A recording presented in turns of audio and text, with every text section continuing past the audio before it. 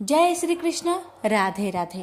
प्यारे भक्तगणों, आज आप सभी श्रवण करेंगे शुक्रवार की व्रत कथा। श्रद्धा पूर्वक जो भी भक्त इन कथाओं का श्रवण करते हैं उनकी सभी मनोकामना पूर्ण होती है। इन कथाओं को पूरा अवश्य सुनिएगा और दूसरे भक्तों के पास भी शेयर कीजिएगा। भगवान आप सभी की मनोकामना को पूर्ण करे। कथा इस प्रकार से है। मानिकपुर नगर में 3 दोस्त रहते थे। उनमें से एक काष्ठ, एक ब्राह्मण और एक वैश्य था। वे तीनों हमेशा साथ रहते थे। तीनों का विवाह हो चुका था। ब्राह्मण और काष्ठ के लड़के का गौना हो चुका था, लेकिन वैश्य पुत्र का भी गौना नहीं हुआ था। उनके दोस्त उसे अक्सर कहा करते थे कि दोस्त, तुम अपनी पत्नी को मायके से लेने क्यों नहीं जाते हो? अब वैश्य पुत्र धनराज ने अपनी पत्नी कुसुम को लाने का निश्चय कर लिया। दोस्तों की बात मानकर अगले ही दिन धनराज ने माता पिता से अपनी पत्नी कुसुम को लेने जाने की बात कहने लगा। उसकी बात सुनकर वे हैरान होते हुए बोले, बेटा, अभी शुक्र अस्त हो रहा है, इसलिए अभी बहू को लाना उचित नहीं है।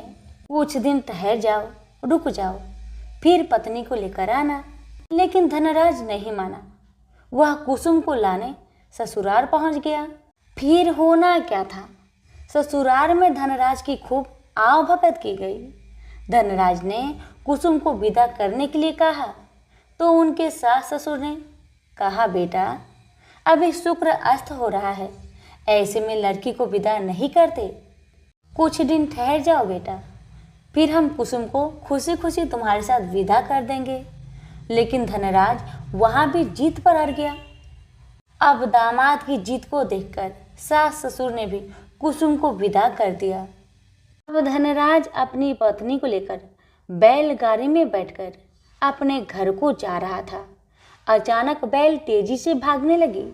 रास्ते में बड़े पत्थर से टकराने के कारण गाड़ी की पहिया टूट गया। फलस्वरूप कुसुम गिर गई। उसे काफी चोट आई। दोनों को आगे की यात्रा पैदल ही करनी पड़ी। सुनसान रास्ते से गुजरते हुए डाकुओं ने उन्हें लूट लिया। उनका सारा धन, आभूषण और वस्त्र छीन लिए। किसी तरह दोनों ने अपने जान बचाते हुए अपने घर को पहुंचे। अब जब घर पहुंच गए तो हुआ ये कि धनराज के बिस्तर पर सांप चढ़ गया और धनराज को डस लिया। सेठ जी ने बड़े बड़े चिकित्सक बुलवाए, मगर कोई भी चिकित्सक जहर उतारने में सफल नहीं हुआ। दूर दूर से सपेरे बुलाए गए, लेकिन कोई भी धनराज को बचा नहीं सका। धनराज की मृत्यु हो गई। उसी समय पंडितों ने सेठ जी को एक बात बताई कि आपके बेटे ने शुक्रास्त होने पर बहू को विदा करा लाने का भूल किया है। यदि आप शुक्रवार की पूजा अर्चना करें और बहू शुक्रवार का व्रत करे तथा कथा सुनकर प्रसाद ग्रहण करे तो शुक्र देवता की अनुकंपा से धनराज पुनः जीवित हो सकता है। सेठ जी ने पंडितों की बात मानकर अपने मृत बेटे और बहू को वापस उसके ससुराल भेज दिया। कुसुम ने अपने घर में पहुंचकर अपने माता पिता को सारी कहानी बताई तो माता पिता ने कहा, बेटा, तुम चिंता मत करो, तुम शुक्रवार का व्रत श्रद्धा भक्ति के साथ करो, तुम्हारा पति जरूर ठीक होगा, भगवान पर भरोसा रखो। कुसुम ने अपने पति के लिए शुक्रवार का व्रत और पूजा पाठ किया। उनसे अपने पति की गलती के लिए क्षमा याचना मांगी। फलस्वरूप धनराज जीवित हो उठा।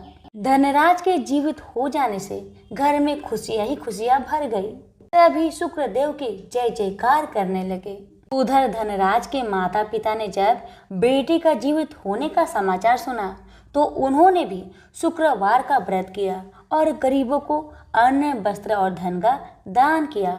शुक्र उदय होने पर धनराज अपनी पत्नी कुसुम के साथ घर लौट आया। दोनों पति पत्नी शुक्रवार का अब विधिवत व्रत करने लगे। शुक्र भगवान की कृपा से उनके घर में धन्य धान्य की वर्षा होने लगी। उनके सभी कष्ट दूर होते चले गए। परिवार में सभी आनंद पूर्वक रहने लगे। जो भी भक्त श्रद्धा पूर्वक शुक्रदेव की व्रत करते हैं, इनकी कथा का प्रेम पूर्वक श्रवण करते हैं, उनकी सभी कष्ट दूर हो जाती है और उनके घर में अन्न धन के भंडार भर जाते हैं। तो सभी प्रेम से बोलिए शुक्रदेव की जय। बहुत समय पहले की बात है। बनारस के गांव में एक बड़े धनवान सेठ रहते थे। वह विष्णु भगवान के परम भक्त थे और हमेशा सच बोला करते थे। एक बार जब भगवान सेठ की प्रशंसा कर रहे थे, तभी माँ लक्ष्मी ने कहा, स्वामी, आप इस सेठ की इतनी प्रशंसा क्यों क्या करते हैं? क्यों ना आज उसकी परीक्षा ली जाए और जाना जाए कि क्या वह सचमुच इसके लायक है या नहीं। भगवान बोले, ठीक है देवी, जैसी आपकी इच्छा। विष्णु भगवान ने लक्ष्मी जी से कहा कि अभी सेठ गहरी निद्रा में है, आप उसके सपने में जाए और उसकी परीक्षा ले लीजिए। अगले ही क्षण सेठ जी को सपना आया। सपने में धन की देवी लक्ष्मी उनके सामने आई और बोली, हे मनुष्य, मैं धन की देवी धात्री लक्ष्मी हूँ। सेठ जी को अपनी आंखों पर यकीन नहीं हुआ और वो बोले, हे माता, आपने साक्षात अपने दर्शन देकर मेरा जीवन धन्य कर दिया है। बताइए, मैं आपकी क्या सेवा कर सकता हूँ? माता ने कहा, कुछ नहीं, मैं तो बस इतना बताने आई हूँ कि मेरा स्वभाव चंचल है और बरसों से तुम्हारे भवन में निवास करते करते मैं ऊब चुकी हूँ और यहाँ से जा रही हूँ। सेठ जी बोले, मेरा आपसे निवेदन है कि आप यहीं रहे, किंतु अगर आपको यहाँ अच्छा नहीं लग रहा है तो मैं आपको भला कैसे रोक सकता हूँ। आप अपनी इच्छा अनुसार जहाँ चाहें वहाँ जा सकती हैं। इतना कहते ही माँ लक्ष्मी सेठ के घर से चली गई। थोड़ी देर बाद वे रूप को बदलकर पुनः सेठ के स्वप्न में यश के रूप में आई और बोली, सेठ, मुझे पहचान रहे हो? सेठ ने कहा, नहीं महोदय, आपको मैंने नहीं पहचाना। भेष रूपी लक्ष्मी माता ने कहा, मैं यश हूँ, मैं ही तेरी कीर्ति और प्रसिद्धि का कारण हूँ, लेकिन अब मैं तुम्हारे साथ रहना नहीं चाहता क्योंकि माँ लक्ष्मी यहाँ से चली गई है, अतः मेरा भी यहाँ कोई काम नहीं। सेठ ने कहा, ठीक है, यदि आप भी जाना चाहते हैं तो वही सही। सेठ जी अभी भी स्वप्न में ही थे और उन्होंने देखा कि वह दरिद्र हो गए हैं और धीरे धीरे उनके सारे रिश्तेदार व मित्र भी उनसे दूर हो गए हैं। यहाँ तक कि जो लोग उनका गुणगान किया करते थे वो भी आज उनकी बुराई कर रहे हैं। कुछ और समय बीतने पर माँ लक्ष्मी धर्म का रूप धारण करके पुनः सेठ के सपने में आई और बोली, मैं धर्म हूँ। माँ लक्ष्मी और यश के जाने के बाद भी इस दरिद्रता में तुम्हारा साथ नहीं दे सकता, मैं जा रहा हूँ। जैसा आपकी इच्छा, सेठ ने उत्तर दिया और धर्म भी वहाँ से चला गया। कुछ और समय बीत जाने पर माँ लक्ष्मी सत्य के रूप में स्वप्न में प्रकट हुई और बोली, मैं सत्य हूँ। लक्ष्मी, यश और धर्म के जाने के बाद अब मैं भी यहाँ से जाना चाहती हूँ। ऐसा सुन सेठ जी ने तुरंत सत्य के पांव पकड़ लिए और बोले, हे महाराज, मैं आपको नहीं जाने दूंगा, भले ही सब मेरा साथ छोड़ दे, मुझे त्याग दे, पर कृपया आप ऐसा मत करिए। सत्य के बिना मैं एक क्षण नहीं रह सकता। यदि आप चले जाएंगे तो मैं तत्काल ही अपना प्राण त्याग दूंगा। लेकिन तुमने बाकी तीनों को बड़ी आसानी से जाने दिया, उन्हें क्यों नहीं रोका? सत्य ने प्रश्न किया। सेठ जी बोले, मेरे लिए वे तीनों भी बहुत महत्व रखते हैं, लेकिन उन तीनों के बिना भी मैं भगवान का नाम का जाप करते करते उद्देश्यपूर्ण जीवन जी सकता हूँ। परंतु यदि आप चले गए तो मेरा जीवन में झूठ प्रवेश कर जाएगा और वाणी अशुद्ध हो जाएगी। भला ऐसी वाणी से मैं अपने भगवान की वंदना कैसे कर सकूंगा? मैं तो किसी भी कीमत पर आपके बिना नहीं रह सकता। सेठ जी के उत्तर सुन सत्य बहुत प्रसन्न हुआ और उसने कहा, तुम्हारी अटूट भक्ति ने मुझे यहाँ रुकने पर विवश कर दिया और अब मैं यहाँ से कहीं नहीं जाऊँगा। और ऐसा कहते हुए सत्य अंतर्ध्यान हो गया। सेठ जी अभी भी निद्रा में थे। थोड़ी देर बाद स्वप्न में धर्म वापस आया और बोला, मैं अब तुम्हारे पास ही रहूंगा क्योंकि यहाँ सत्य का निवास है। सेठ जी ने प्रसन्नतापूर्वक धर्म का स्वागत किया। उसके तुरंत बाद यश भी लौट आया और बोला, जहाँ सत्य और धर्म है वहाँ यश स्वतः ही आ जाता है, इसलिए अब मैं भी तुम्हारे साथ ही रहूंगा।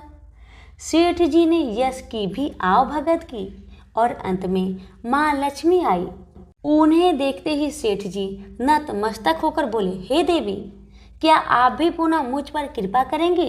अवश्य, जहाँ सत्य धर्म और यश हो वहाँ मेरा वास निश्चित है, माँ लक्ष्मी ने उत्तर दिया।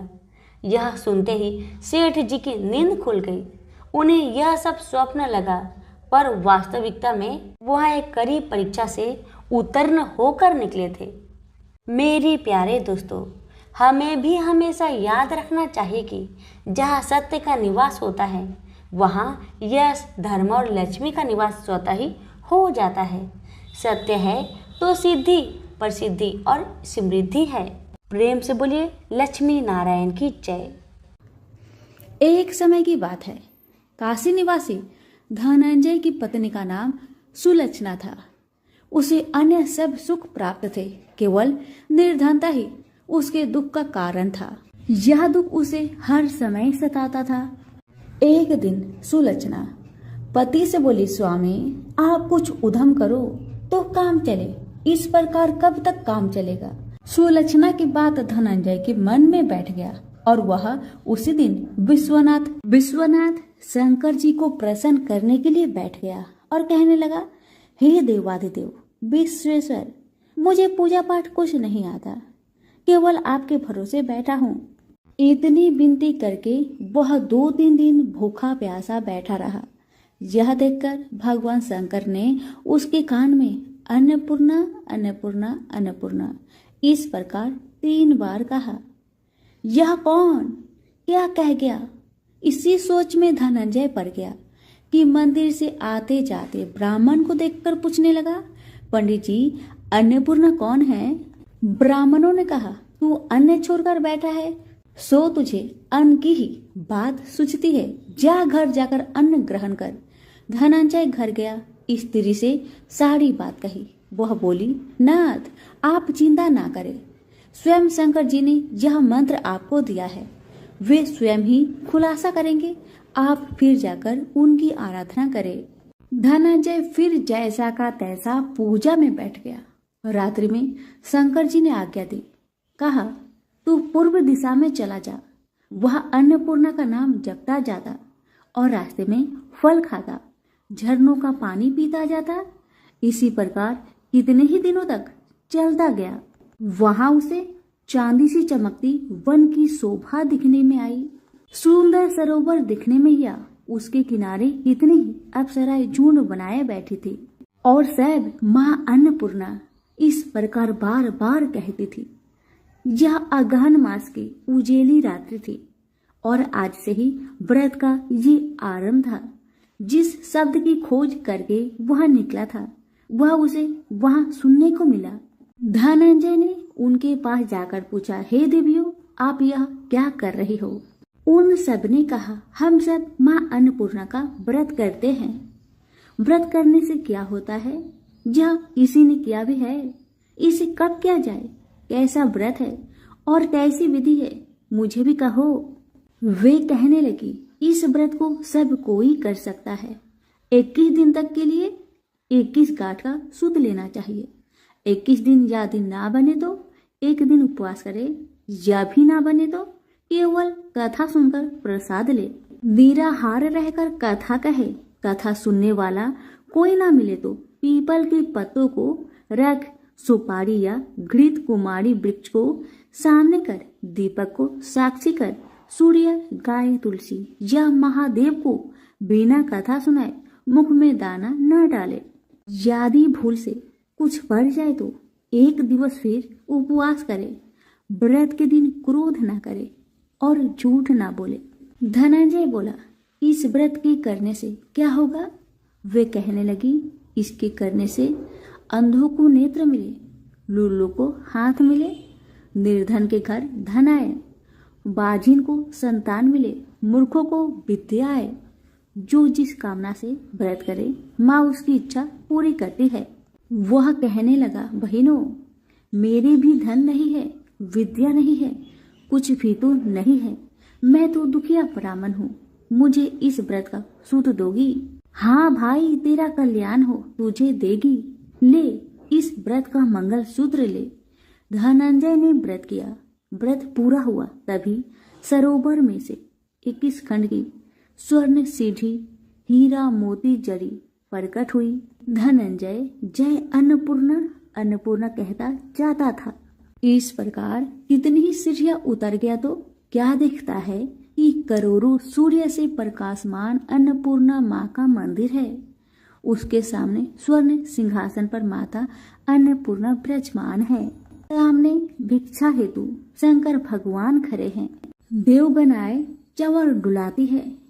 कितनी ही हथियार बांधे पहरा देती है। धनंजय दौड़कर जगदम्बा के चरणों में गिर गया। देवी उसकी मन का कलेश जान गई। धनंजय कहने लगा, माता, आप तो अंतर्यामिनी हो, आपको अपनी दशा क्या बताऊं? माता बोली, मेरा व्रत किया है, जा, संसार तेरा सत्कार करेगा। माता ने धनंजय की जिह्वा पर बीज मंत्र लिख दिया। अब तो उसके रोम रोम में विद्या प्रकट हो गई। इतने में क्या दिखता है कि वह काशी विश्वनाथ के मंदिर में खड़ा है। माँ का वरदान ले धनंजय घर आया। सुलक्षणा से सब बात कही। माताजी की कृपा से उसके घर में संपत्ति उमड़ने लगी। छोटा सा घर बहुत बड़ा गिना जाने लगा। जैसे शहद के पत्तों में मक्खियां जमा होती है, उसी प्रकार उनके सगे संबंधी आकर उसकी बड़ाई करने लगे। कहने लगे, इतना धन और इतना बड़ा घर, सुंदर संतान नहीं हो तो इस कमाई का कौन भोग करेगा? सुलक्षणा से संतान नहीं है, इसलिए तुम दूसरा विवाह करो। अनिच्छा होते हुए भी धनंजय को दूसरा विवाह करना पड़ा और सती सुलक्षणा को सौत का दुख उठाना पड़ा। इस प्रकार दिन बीतते गया। फिर अगहन मास आया। नए बंधन से बंधे पति से सुलक्षणा ने कहलाया कि हम व्रत के प्रभाव से सुखी हुए हैं, इस कारण यह व्रत छोड़ना नहीं चाहिए। यह माता जी का प्रताप है जो हम इतने संपन्न और सुखी है। सुलक्षणा की बात सुन धनंजय उसके यहाँ आया और व्रत में बैठ गया। नई बहू को इस व्रत की खबर नहीं थी। वह धनंजय की आने की राह देख रही थी। दिन बीतते गए और व्रत पूर्ण होने में 3 दिवस बाकी थे कि नई बहू को खबर पड़ी। उसके मन में ईर्ष्या की ज्वाला दहक रही थी। सुलक्षणा के घर आ पहुंची और उसने वहां भगदड़ मचा दी। वह धनंजय को अपने साथ ले गई।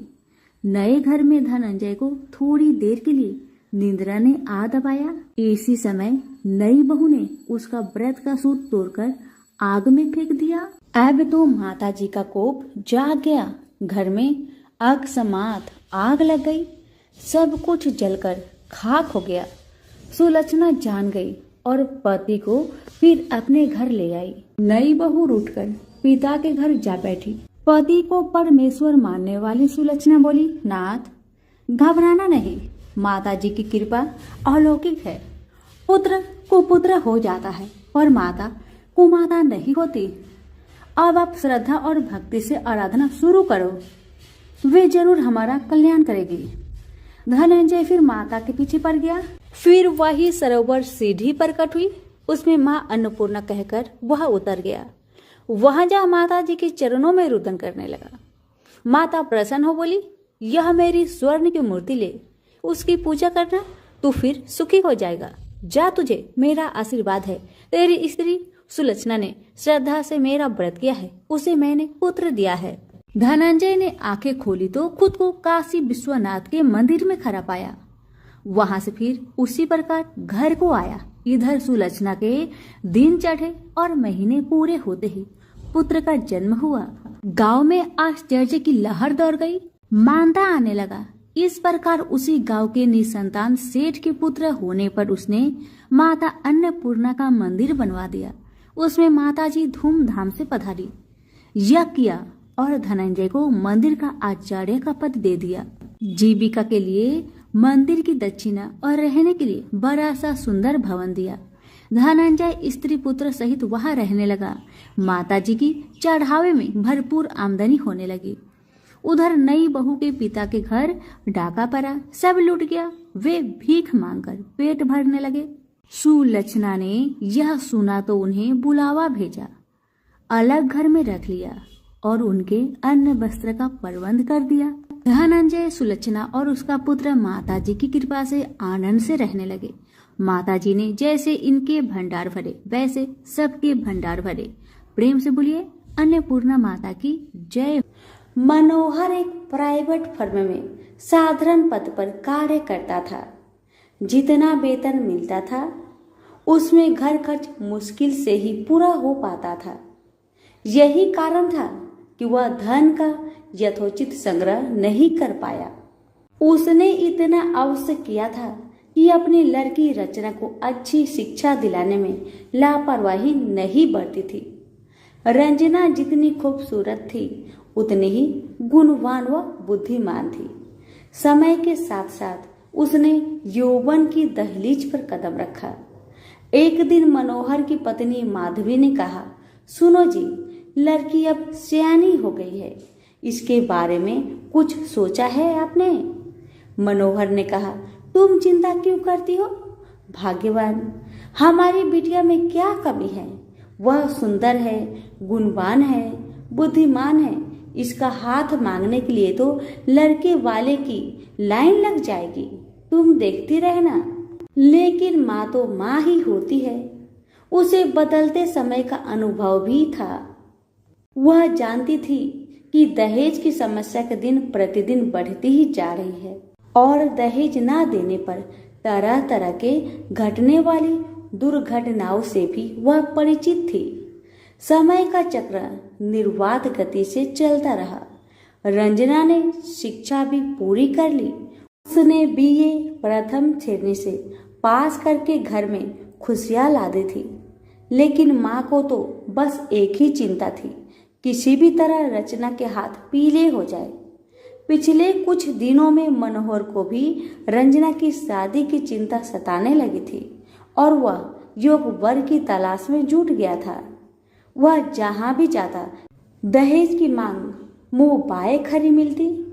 सीधा साधा मनोहर दुनियादारी से परिचित था। उसने तो यही सोचा था कि उसकी लड़की की शादी उसके गुण व रूप के कारण कहीं भी हो जाएगी। लेकिन जब वास्तविकता सामने आई तो वह भी हताश हो गया। एक दिन मनोहर ऑफिस में अपनी सीट पर मुंह लटकाए बैठा था। तभी उसकी सहकर्मी धन सिंह उसके पास आया और पूछा, मनोहर क्या बात है, मुंह लटकाए क्यों बैठे हो? सब कुछ ठीक ठाक तो है ना? मनोहर ने अपनी सारी समस्या उसके सामने रखी तो वह बोला, आजकल माँ वैभव लक्ष्मी के काफी चमत्कार सुनने में आ रहे हैं। चारों तरफ उन्हीं की जय जयकार हो रही है। सुना है माँ वैभव लक्ष्मी हर समस्या का समाधान चुटकियों में ही कर देती है। मेरा तो कहना है कि तुम भी उनकी शरण में चले जाओ। बिटिया के लिए योग वर खुद ब खुद तुम्हारे द्वार पर आ जाएगा। धन सिंह की बातों से मनोहर का विवेक जाग उठा और उसने पत्नी सहित माँ वैभव लक्ष्मी के 21 शुक्रवार तक व्रत रखने का संकल्प लिया। व्रत के दिन पति पत्नी माँ का ही गुणगान करते रहे और शाम को पूजन कर भोजन करते हैं। इस तरह जब 7वें शुक्रवार का व्रत था, उसी दिन उसकी फर्म का मालिक सेठ दीनदयाल उसके घर पहुंचा। उन्हें देखकर पहले तो मनोहर चौंका, फिर आओ भगत में जुट गया। सेठ दीनदयाल ने मनोहर से कहा, मनोहर बुरा न मानना तो मैं एक बात कहूँ। मनोहर ने कहा, आप भी कैसी बातें करते हैं सेठ जी, आप तो बस आदेश करें। सेठ दीनदयाल ने कहा, तुम्हारी बेटी रचना मुझे और मेरे लड़के राजेश को बहुत पसंद है। मैं चाहता हूँ कि इन दोनों की शादी कर दी जाए। तुम्हें कोई आपत्ति हो तो मुझे कहो। मनोहर को कानों से सुने शब्द पर विश्वास नहीं हुआ। अपनी प्रसन्नता को मन में दबाते हुए बोला, सेठ जी, कहा आप राजा भोज के सामान और कहा मैं गंगू तेली जैसा। आपके सामने मेरी हैसियत ही क्या है। सेठ दीनदयाल ने उसकी बात को भांपते हुए कहा, मनोहर, तुम किसी प्रकार की चिंता मत करना। यह शादी दहेज के बिना होगी। बस मुझे तो रचना जैसी गुणवान लड़की ही चाहिए। मनोहर और उसकी पत्नी माधवी ने इसे माँ का ही चमत्कार माना और एक दूसरे की तरफ देखते हुए स्वीकृति दे दी। फिर रचना की शादी बड़े धूमधाम से हुई, जिसे देखकर सभी दंग रह गए। शादी के बाद मनोहर और उसकी पत्नी 21 शुक्रवार व्रत पूरे किए। व्रत के अंतिम दिनों दोनों ने 21 कन्याओं को भोजन कराया तथा माँ वैभव लक्ष्मी का विधिवत पूजन कर व्रत कथा की 21 पुस्तकें माँ के श्रद्धालु भक्तों में बांटी। माँ की कृपा से मनोहर माधवी सुखपूर्वक रहने लगे। इधर 9 माह बाद रचना को पुत्र रत्न की प्राप्ति हुई। ये सब माँ के चमत्कार की बदौलत ही संभव हो पाया था। तो सभी मिलकर बोलिए, माँ वैभव लक्ष्मी की जय। कथा अच्छी लगे तो दूसरों को शेयर अवश्य करें। कथा। किसी गांव में अनेक लोग रहा करते थे और सभी अपने अपने कामों में मग्न रहते थे। किसी को किसी का चिंता फिक्री परवाह था ही नहीं। सब अपने से ही मतलब रखते थे। इसी कारण से भजन कीर्तन, भक्ति भाव, दया माया, परोपकार जैसे संस्कार कम हो गए। उस गांव में बुराइयां बढ़ गई थी। शराब, जुआ, रेस, व्यभिचार, चोरी, डकैती वगैरह बहुत गुना शहर में होता रहता था। इसके बावजूद उस गांव में कुछ अच्छे लोग भी रहा करते थे। ऐसे ही लोगों में शीला और उनके पति की गृहस्थी मानी जाती थी। शीला बहुत धार्मिक प्रवृत्ति की थी और उसका स्वभाव संतोषी था। उनका पति भी विवेकी और सुशील था। शीला और उसका पति कभी किसी की बुराई नहीं किया करते थे और प्रभु भजन में अच्छी तरह समय व्यतीत करते थे। शहर के लोग उनकी गृहस्थी की सराहना करते थे। देखते ही देखते दिन बीतने लगा, समय बदल गया। शीला का पति बुरे लोगों से दोस्ती कर बैठा। अब होना क्या था वो तो हम सभी जानते हैं। अच्छे संगति का असर हमेशा अच्छा ही होता है, बुरा संगति का असर हमेशा बुरा ही होता है। इसलिए हमें हमेशा अच्छे संगति से संगत रखना चाहिए, बुरे से नहीं। अब जब शीला का पति बुरे लोगों से दोस्ती कर बैठा, अब वह जल्द से जल्द करोड़पति बनने का ख्वाब देखने लगा।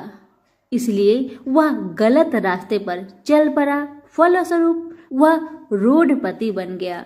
कहा जाता है ना, लालच बुरी बला है, इसीलिए लालच नहीं करना चाहिए। अपना ईमानदारी और मेहनत से आगे बढ़ना चाहिए। अब जब शीला का पति रोडपति बन गया, यानी रास्ते पर भटकते भिखारी जैसी उसकी हालत हो गई थी। शराब, जुआ, रेस, चरस, गांजा वगैरह बुरी आदतों में शीला का पति भी फंस चुका था। दोस्तों के साथ उसे भी शराब की आदत बुरी तरह लग गई थी। इस प्रकार उसने अपना सब कुछ रेस जुए में गवा दिया। अब तो शीला अपने पति के बर्ताव से बहुत दुखी रहने लगी, किंतु उसे भगवान पर भरोसा था कि सब कुछ ठीक हो जाएगा। यही सोचकर वह अपने पति के बुरे बर्ताव को सहने लगी। शीला अपना अधिकांश समय प्रभु की भक्ति में बिताने लगी। अचानक एक दिन दोपहर को उनके द्वार पर किसी ने दस्तक दिया। शीला ने द्वार खोलकर देखा कि एक माझी खड़ी थी। उनके चेहरे पर अलौकिक तेज निखर रहा था। उनकी आंखों में से मानो अमृत की वर्षा हो रहा था। उनका भव्य चेहरा करुणा और प्यार से छलक रहा था। उनको देखते ही शीला के मन में अपार शांति छा गई, सारी चिंता मिट गई। शीला के रोम रोम में आनंद छा गया। शीला उस माँ जी को आदर के साथ अपने घर ले आई।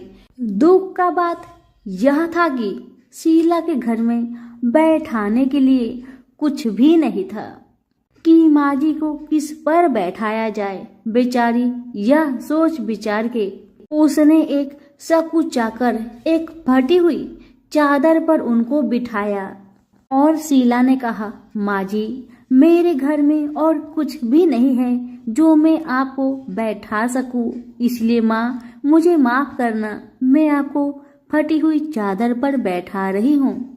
माँ तो शीला की बातों से मंद मंद मुस्कुरा रही थी।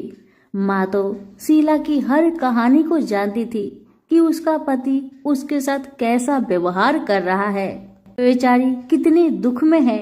शीला के बातें सुन माँ जी प्रेम भरी शब्दों से बोली, शीला, क्यों मुझे तुमने पहचाना नहीं? हर शुक्रवार को लक्ष्मी जी के मंदिर में भजन कीर्तन के समय मैं ही तो वहां आती हूँ। इसके बावजूद शीला कुछ नहीं समझ पा रही थी।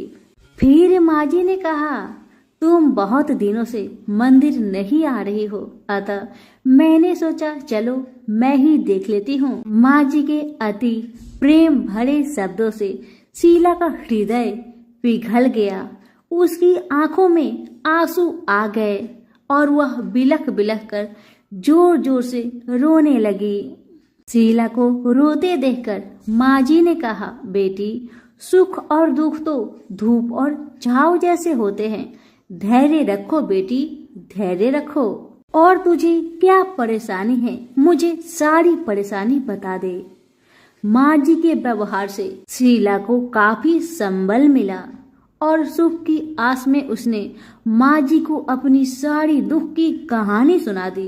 कहानी सुनकर माँ जी ने कहा, कर्म की गति न्यारी होती है, हर इंसान को अपने कर्म भुगतने ही पड़ते हैं, इसलिए बेटी तू चिंता मत कर, अब तू कर्म भुगत चुकी है, अब तुम्हारे सुख के दिन अवश्य आएगी। तू माँ लक्ष्मी जी की भक्त है। माँ लक्ष्मी जी तो प्रेम और करुणा की अवतार है। वे अपनी भक्तों पर हमेशा ममता छिड़कती है, इसलिए तू धैर्य रखकर माँ लक्ष्मी का व्रत कर, इससे सब कुछ ठीक हो जाएगा। तुम्हारा दुख दर्द सब समाप्त हो जाएगा और तुम्हारे घर में अन्न धन का भंडार भर जाएगा। बस श्रद्धा भक्ति से माँ लक्ष्मी का व्रत करो। माँ जी की बात सुन शीला पूछने लगी, माँ, व्रत की विधि तो मुझे पता नहीं। तब माँ जी ने उसे व्रत की सारी विधि भी बताई। माँ जी ने कहा, बेटी, माँ लक्ष्मी जी का व्रत बहुत सरल है। उसे वर लक्ष्मी व्रत या वैभव लक्ष्मी व्रत कहा जाता है। यह व्रत करने वाले की सब मनोकामना पूरी होती है, वह सुख संपत्ति और यश प्राप्त करता है। शीला यह सब सुनकर आनंदित हो उठी। शीला ने संकल्प करके आंखें खोली तो सामने कोई नहीं था। वह विस्मित हो गई कि माँ जी कहाँ गई? अभी तो माँ जी मेरे सामने खड़ी थी। शीला को तत्काल यह समझने में देर नहीं लगी कि माँ जी कोई और नहीं, साक्षात माँ लक्ष्मी ही थी। दूसरे दिन शुक्रवार था। सवेरे स्नान करके स्वच्छ कपड़े पहनकर शीला ने माँ जी द्वारा बताई विधि से पूरे मन से श्रद्धा भक्ति से व्रत किया और आखिर में प्रसाद वितरण हुआ। यह प्रसाद पहले पति को खिलाया। प्रसाद खाते ही पति के स्वभाव में फर्क पड़ गया। माँ लक्ष्मी की कृपा से उसका पति जिस दिन प्रसाद खाया उस दिन अपनी पत्नी को मारा पीटा नहीं, सताया भी नहीं। शीला को बहुत अच्छा लगा। शीला के मन में तो अब पहले से भी ज्यादा वैभव लक्ष्मी व्रत के लिए श्रद्धा बढ़ गई। शीला ने पूर्ण श्रद्धा भक्ति के साथ 21 शुक्रवार तक वैभव लक्ष्मी व्रत किया। 21वें शुक्रवार को माँ जी के कहे मुताबिक उद्धापन विधि करके 7 स्त्रियों को वैभव लक्ष्मी व्रत की 7 पुस्तक उपहार में दी। फिर माता जी के धन लक्ष्मी स्वरूप की छवि को बंधन करके भाव से मन ही मन प्रार्थना करने लगी, हे माँ धन लक्ष्मी, मैंने आपका वैभव लक्ष्मी व्रत करने की मन्नत मानी थी, वह व्रत आज पूर्ण किया है। हे माँ, मेरी हर विपत्ति को दूर करो, हमारा सबका कल्याण करो। जिसे संतान ना हो माँ, उसे संतान देना। सौभाग्यवती स्त्री का सौभाग्य को माँ अखंड रखना। कुंवारी लड़कियों को मन भावन पति देना। जो आपका यह चमत्कारी वैभव लक्ष्मी व्रत करे, उनकी सब विपत्ति को दूर करना, सभी को सुखी रखना। हे माँ, आपकी महिमा अपार है। ऐसा बोलकर लक्ष्मी जी के धन लक्ष्मी स्वरूप की छवि को प्रणाम किया। व्रत के प्रभाव से शीला का पति अच्छा इंसान बन गया और अब शीला का पति मेहनत करके व्यवसाय करने लगा। उसने तुरंत शीला की गिरवी रख के गहने छुड़ा लिए। घर में धन की बाढ़ सी आ गई। घर में पहले जैसी सुख शांति छा गई। वैभव लक्ष्मी व्रत का प्रभाव देखकर मोहल्ले की दूसरी स्त्रियां भी विधि पूर्वक वैभव लक्ष्मी व्रत करने लगी। सभी प्रेम से बोले, वैभव लक्ष्मी माता की जय हो। आइए अब जानते हैं वैभव लक्ष्मी व्रत का उद्धापन विधि। 7, 11 या 21 जितने भी शुक्रवार की मन्नत मांगी हो, उतने शुक्रवार तक यह व्रत पूरी श्रद्धा तथा भावना के साथ करना चाहिए। आखिरी शुक्रवार को इसका शास्त्रीय विधि के अनुसार उद्धापन करना चाहिए। आखिरी शुक्रवार को प्रसाद के लिए खीर बनानी चाहिए। जिस प्रकार हर शुक्रवार को हम पूजन करते हैं, वैसे ही करना चाहिए। पूजन के बाद माँ के सामने एक श्रीफल फोड़े, फिर कम से कम 7 कुंवारी कन्या या सौभाग्यशाली स्त्रियों को कुमकुम का तिलक लगाकर माँ वैभव लक्ष्मी व्रत कथा की किताब की एक प्रति उपहार में देनी चाहिए और सबको खीर का प्रसाद देना चाहिए। इसके बाद माँ लक्ष्मी जी को श्रद्धा सहित प्रणाम करना चाहिए।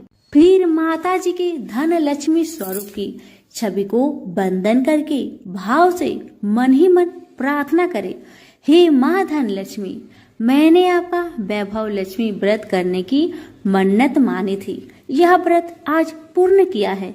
हे माँ, हमारी मनोकामना पूर्ण करे, हमारी हर विपत्ति को दूर करे, हम सबका कल्याण करे। जिसे संतान ना हो, उसे संतान देना। सौभाग्यवती स्त्री का सौभाग्य अखंड रखना।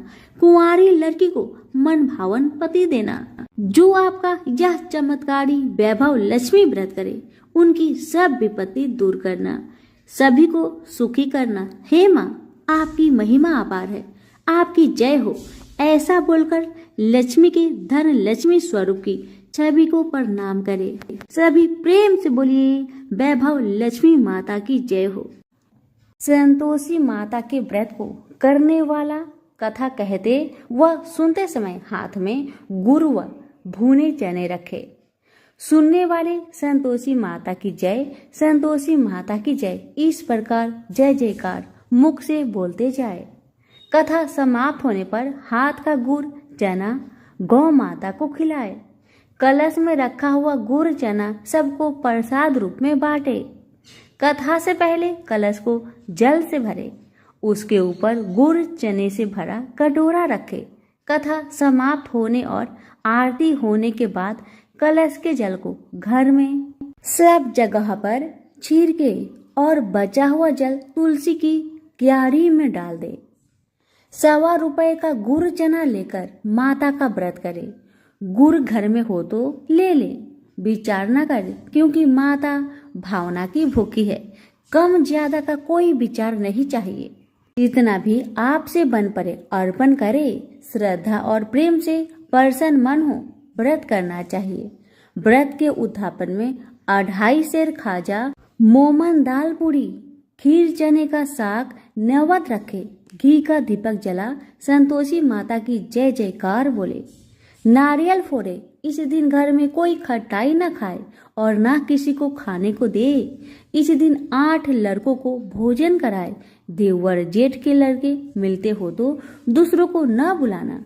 कुटुंब में न मिले तो ब्राह्मण के रिश्तेदारों के या फिर पड़ोसियों के लड़के को बुलाए। उन्हें खटाई की कोई वस्तु ना दे तथा भोजन कराकर यथाशक्ति दक्षिणा दे।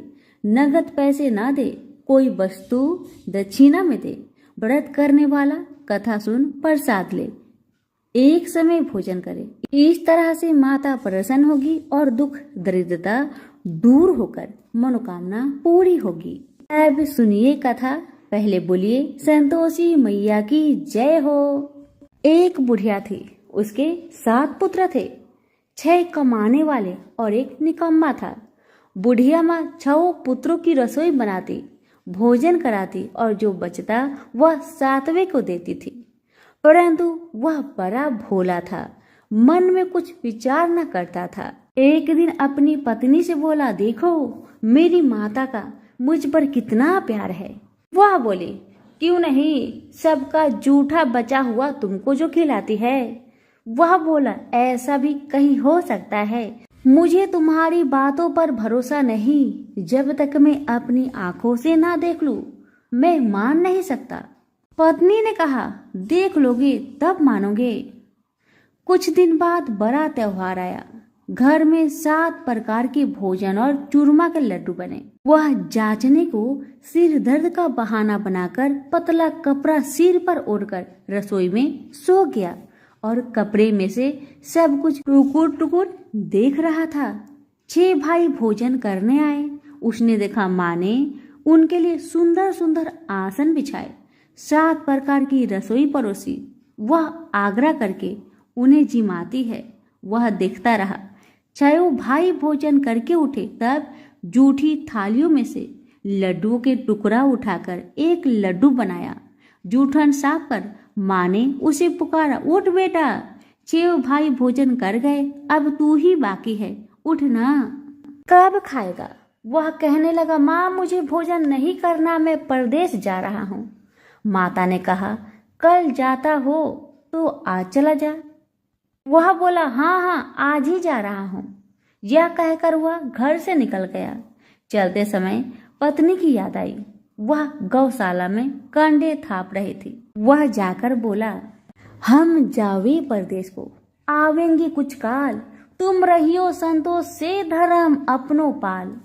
वह बोली, जाओ पिया आनंद से, हमरो सोच हटाए, राम भरोसे हम रहे, ईश्वर तुम्हें सहाय। देवो निशानी अपनी, देख धरु मन धीर, सुधी हमारी ना बिसारियो, रखियो मन गंभीर। वह बोला, मेरे पास तो कुछ नहीं, यह अंगूठी है, सो ले लो और अपनी निशानी मुझे दे। वह बोली, मेरे पास क्या है, यह गोबर भरा हाथ है। यह कह उसकी पीठ में गोबर की हाथ की थप्पी मार दी। वह चला गया। चलते चलते दूर देश में पहुंचा। वहां एक साहूकार की दुकान थी।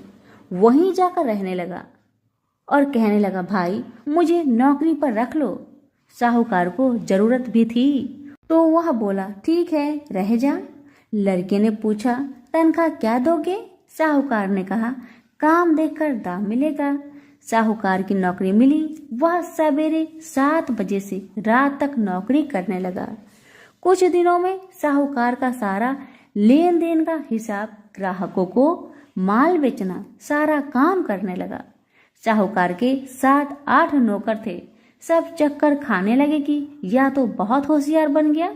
सेठ ने भी काम देखा और 3 महीने में उसे आधे मुनाफे का साझीदार बना दिया और 12 बरस में नामी सेठ बन गया और मालिक सारा कारोबार उसके ऊपर छोड़कर बाहर चला गया। अब उधर पत्नी के साथ क्या होता है उसे सुनिए। सास ससुर उसे दुख देने लगे। सारी गृहस्थी का काम करा के उसे लकड़ी लेने जंगल में भेजते और घर की रोटियों के आटे से जो भूसी निकलती थी उसकी रोटी बनाकर रख दी जाती थी और फूटी नारियल की खोपड़ी में पानी। इस तरह दिन बीतते रहे। एक दिन की बात है, वह लकड़ी लेने जा रही थी कि रास्ते में बहुत सी स्त्रियां संतोषी माता की व्रत करती दिखाई दी।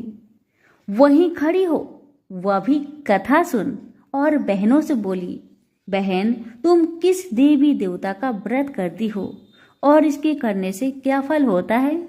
इस व्रत की करने की विधि क्या है? यदि तुम अपने इस व्रत का विधान मुझे समझाकर कहोगी तो मैं भी तुम्हारा बड़ा एहसान मानूंगी।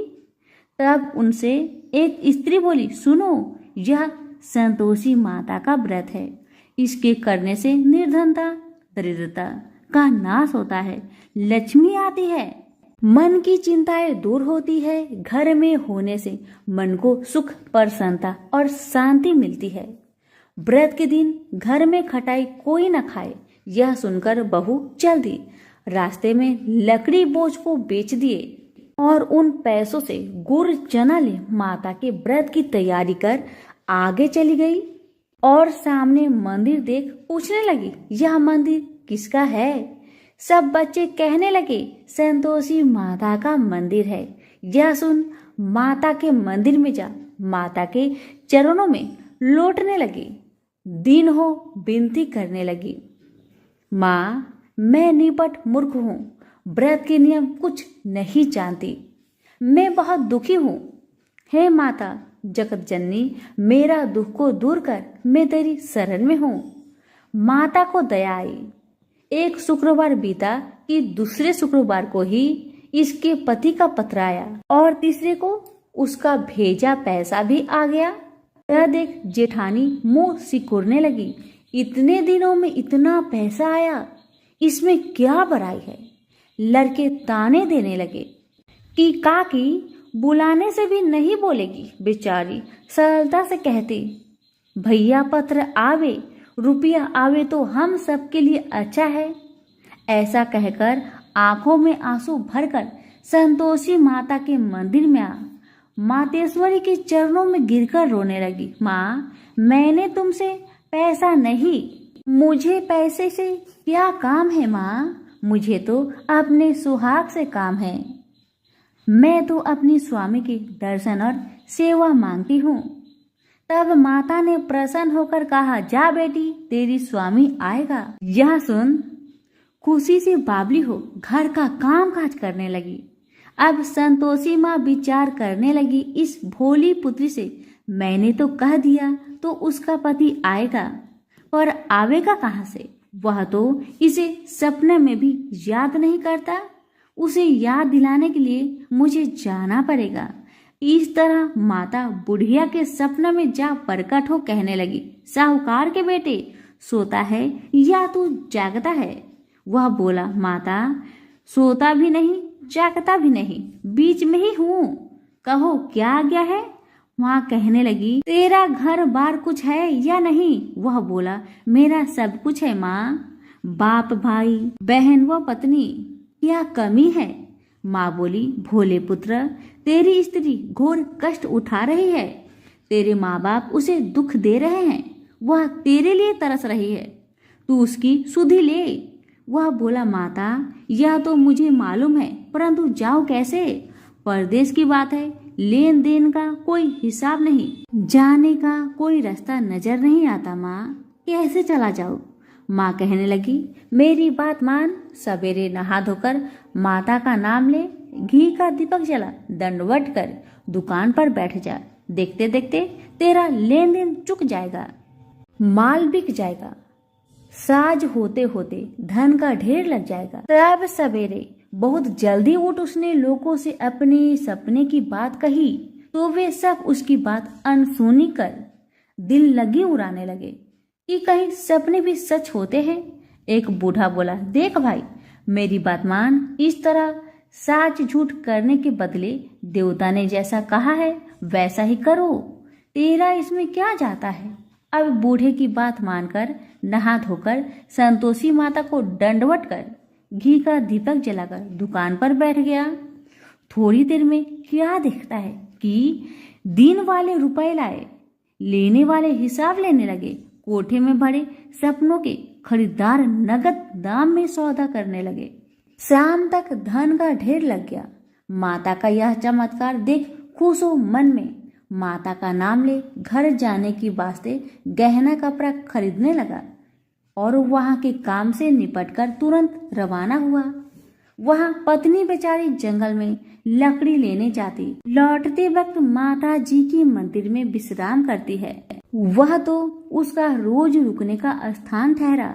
दूर से धूल उठती देखकर वह माता से पूछती है, हे माता, यह धूल कैसे उड़ रही है? माँ कहती है, हे पुत्री, तेरा पति आ रहा है। अब तू ऐसा कर, लकड़ियों के 3 बोझ बना ला। एक नदी के किनारे रख, दूसरा मेरे मंदिर पर और तीसरा अपने सिर पर रख। तेरे पति को लकड़ी का गट्ठा दिख मोह पैदा होगा। वह वहां रुकेंगे, नाश्ता पानी बना खा पीकर माँ से मिलने जाएगा। तब तू लकड़ी का बोझ उठाकर जाना और बीच में चौक के गट्ठा डालकर 3 आवाजें लगाना। लो सासू जी, लकड़ियों का गट्ठा लो, भूसे की रोटी दो, नारियल के खोपरे में पानी दो, आज मेहमान कौन आया है? माँ की बात सुन उसने कहा, बहुत अच्छा माता, कहकर प्रसन्न हो लकड़ियों के 3 गट्ठे ले आई। एक नदी के तट पर, एक माता के मंदिर पर रखा। इतने में ही मुसाफिर आ पहुंचा। सूखी लकड़ी देख उसके पति की इच्छा हुई कि यही निवास करे और भोजन बना खा पीकर गांव जाए। इस प्रकार भोजन बना, विश्राम करके वह गांव को गया। जब वह सबसे प्रेम से मिल रहा था, उसी समय पत्नी सिर पर लकड़ी का गट्ठा लिए आती है। लकड़ी की भारी बोझ आंगन में रखकर जोर से 3 आवाज देती है। लो सासू जी, लकड़ी का गट्ठा लो, भूसे की रोटी दो, नारियल के खोपरे में पानी दो, आज कौन मेहमान आया है? यह सुनकर उसकी सास अपने दिए हुए कष्टों को भुलाने हेतु कहती है, बहू ऐसा क्यों कहती है? तेरा मालिक ही तो आया है। आ बैठ जा, मीठा भात खा, भोजन कर, कपड़े गहने पहन। इतने में आवाज सुन उसका स्वामी बाहर आता है और अंगूठी देख व्याकुल हो माँ से पूछता है, माँ यह कौन है? माँ कहती है, बेटा यह तेरी पत्नी है।